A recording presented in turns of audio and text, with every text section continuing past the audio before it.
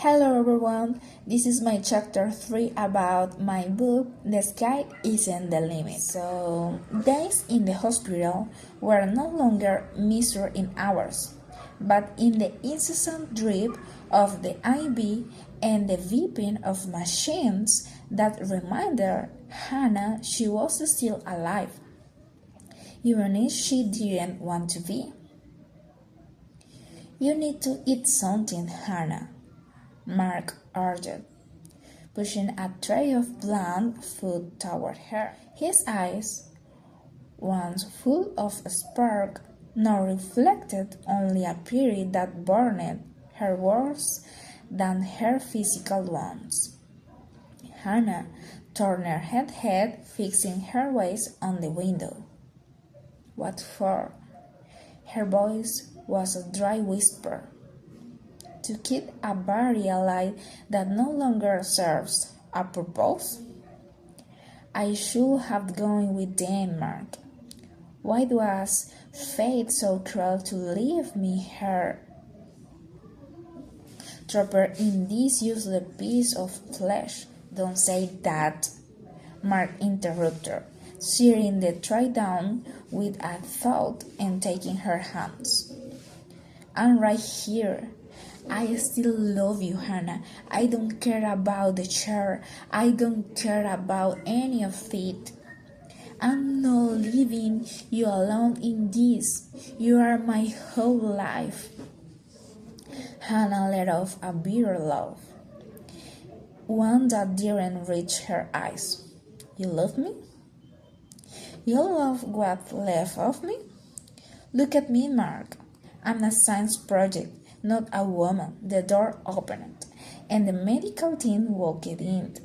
The lead surgeon carried a folder, but his expression didn't promise good news. "Miss Johnson, we need to begin the rehabilitation protocol immediately. You must receive intensive physical therapy." "I don't want to," she replied coolly. "I'm not going to waste my time trying to move something that you yourself said has no solution." The doctor stepped toward the foot of the bed and pulled back the sheet, exposing her motionless leg. Hannah felt a deep surge of nausea at the sight of them. They looked pale and foreign, as if they belonged to a mannequin. "I'll be honest with you," the doctor said with a firmness that forced her to look at him. "You aren't going to walk. That is a medical relief. But if you don't accept therapy to stimulate circulation and muscle tone, your leg will begin to atrophy. If the blood stops flowing properly, you will face necrosis. If that happens, we will have no choice but to amputate." The silence that followed was suffocating. Hannah felt the air in the room running out. Not only had her family and her freedom been taken from her, but now her own body was threatening to continue crumbling piece by piece, unless she fought for something she hated. "And what if I'd rather have them cut off?" Hannah spat with rage, to her eyes filled with tears of pure terror. "At least then I wouldn't have to look at this constant reminder of what I lost." Mark covered his face with his hands in frustration, unable to bear his fiancée's label of self-destruction. The doctors withdrew, leaving the therapy orders on the nightstand like a death sentence, disguised as help.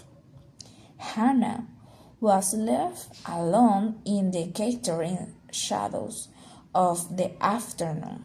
The battle wasn't against the accident, but against the monster of hopelessness, whisperings that there was nothing left to fight for.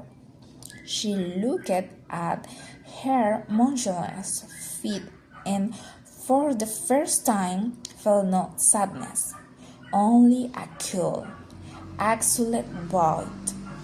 She was no longer waiting for a miracle, she was waiting for the end.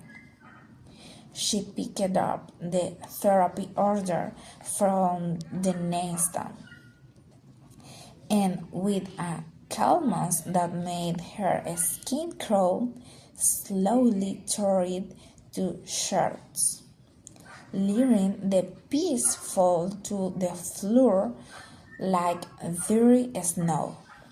If her body wanted to get up, she had no intention of stopping it. The real question wasn't whether she would survive the necrosis, but how much longer she was willing to pretend that her heart was still beating.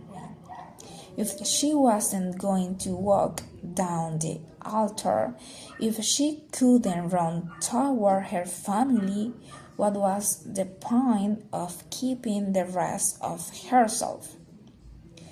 She closed her eyes and let the darkness envelop her, with one fixed idea burning through her mind. If life had forced her to stay, she would find a way to live.